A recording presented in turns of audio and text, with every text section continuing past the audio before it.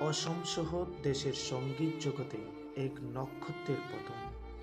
অনুরাগীর মধ্যে হাহাকার সৃষ্টি। পরপারে অলরাউন্ডার জুবিন গার্গ। সিঙ্গাপুরে মৃত্যু জুবিন গার্গের। অসমীয়া, হিন্দি ও বাংলা ভাষায় গান গাইতেন তিনি।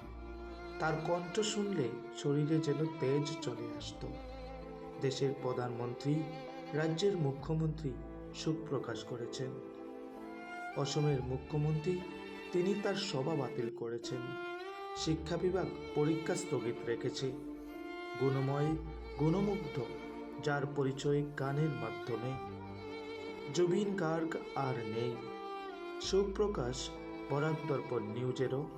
জুবিন গাৰ্গ ডাঙৰীয়া বা আমাৰ মৰমৰ জুবিন এই সংসাৰত নাই। তেখেতে এই সংসাৰৰ পৰা আঁতৰি গৈছে। খুব মৰ্মান্তিক ঘটনা, মৰ্মান্তিক দুখদায়ক ঘটনা। আজি আমি বিজেপি দলে আজি গধূলিও আমি নিৰ্বাচনী প্ৰচাৰ নকৰোঁ।